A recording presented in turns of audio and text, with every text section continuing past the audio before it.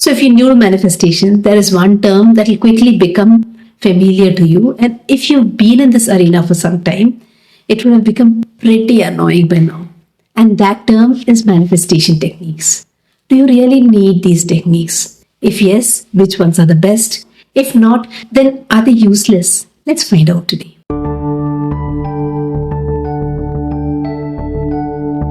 When I first started exploring law of attraction, I loved the theory. I loved the idea that simply with my vibrations, keeping them high, I could get whatever I wanted, and that the universe was always guiding me. I was divinely led, and that I could tap into the vortex of abundance. All of these fascinating new terms they made me feel empowered. But as I got more into it, I thought I was becoming lost in this maze of techniques. It looked like every person over there was teaching law of attraction with a list of mumbo jumbo techniques. And I started doing all kinds of crazy stuff, like lighting candles in the middle of night, drinking intention water, trying to quantum leap, from this reality to another with 2 glasses of water, all kinds of stuff. It's just fun. All right, I'm not saying it's not fun, but not necessary for manifestation. Some of the things I rejected, like 369 method, 55 method, 555 method, because it felt like too much work for me and I was a lazy goose. It was exciting, the whole thing, that I could, as if like some spell, I could cast a spell and magically things would manifest around me. It felt like that. So I ended up doing all kinds of weird stuff. God, I don't fail to amaze myself. I'm sorry, I am embarrassed about this. Okay. But while this was fun on one side, I was also worried. I constantly thought, am I doing it right? What if I skip a day? What if this isn't enough? And long story short, law of attraction was working perfectly for me. All I was attracting is more and more self-doubt. That is all. Then I stumbled upon law of assumption. By this time, I had started disliking the word manifestation. I thought manifestation gurus are just scammers. And I would smirk every time a manifestation guru came. And I could not understand what made law of assumption any different from law of attraction. It seemed like the same wine in a different bottle. Around this time, my mom was very ill. And I wanted a way to help her.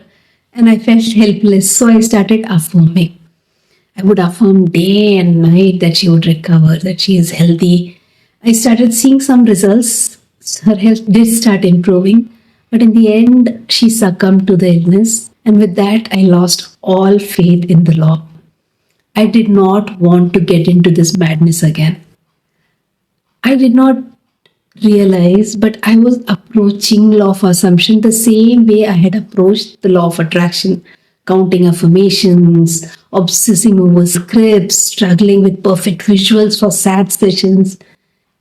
And it was making me crazy. So I let go of it all. Then, I don't know, law of assumption came back into my life again. Actually, I can't recall how.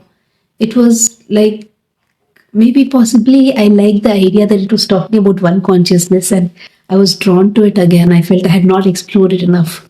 So I started to focus on understanding the concept this time rather than just the techniques.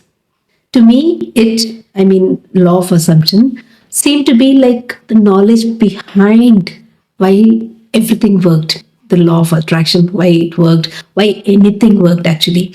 It was all consciousness. So we were not attracting, we were understanding our inherent power. And because of that, things were coming to us. Over time, I realized that manifestation isn't just checking boxes of techniques. It is realizing who you are. The only technique that truly matters is embodying the state of the person who already has what they want. And that's not something you do once. It is a way of being. It's a way of life. You go back to it again and again and again till it becomes part of who you are, your identity. Now, don't get me wrong, I still use techniques, but I use a mix of techniques from time to time, SAT, scripting, affirmations, but I see them differently. They're not requirements for manifesting anymore. They are tools to help me reinforce the state I want to embody. And what state is that? State of someone who deserves and gets what they want. I just get into my mind and grant myself my desires. For example, say I want $1 million. I just go into the feeling of how I would feel if I had $1 million. Nice, liberating, right? And initially it feels fake when you do this, and that's when the techniques come in to keep you on track. I use the tools and keep embodying the state, and that becomes insanely satisfying. And your external life starts to change as well, slowly, initially, then rapidly, I guess. So, the one thing I do daily is embody the state, regardless of the technique. I ask myself, how would I feel if I already had my desire? How would I think? And I let these feelings and thoughts be my guide. Apart from that, one more technique that I do is meditation, but that is not for manifestation. So I will not include it in this list of techniques. It is more for my self regulation, more for my spiritual connection. Meditation helps me stay grounded. It focuses my attention. It makes me disciplined. So I would do it regardless of whether I want to manifest my desire or not. At the end of the day, I want to live this life as a wholesome person, right? As a human being who's living a purposeful life. And I can do that without attaching myself to manifestation. And this realization, as a side note, helps me always stay on track without feeling anxious or discouraged when the outside world shows something opposite of what I want. So, manifestation is important, but that is not the center of my life. My center of life is the peace of mind. In the coming videos, I'll dive into the tools and techniques I've used over the years, like scripting, SATs, affirmations, subliminals, mandala art, meditation, and how I have reframed them as a support system rather than a necessity. We'll also talk about ideas that aren't techniques, but way of life, like embodying the state, which I told you about, like self-concept, I keep telling you about, like revision, and also mental diet. These are really actually the game changers.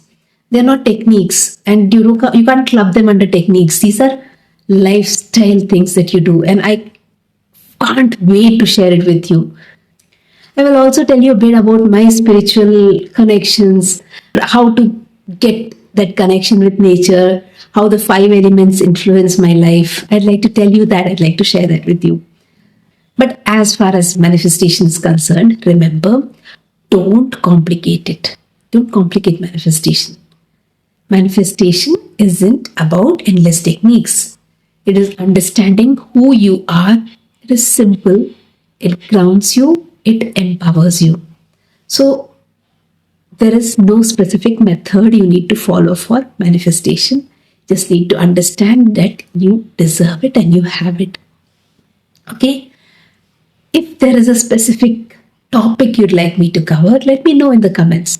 If you have some opinions and ideas to share, I'd love to hear your thoughts. I'd love to hear your stories. Don't forget to like the video and subscribe to our channel. This helps the channel grow.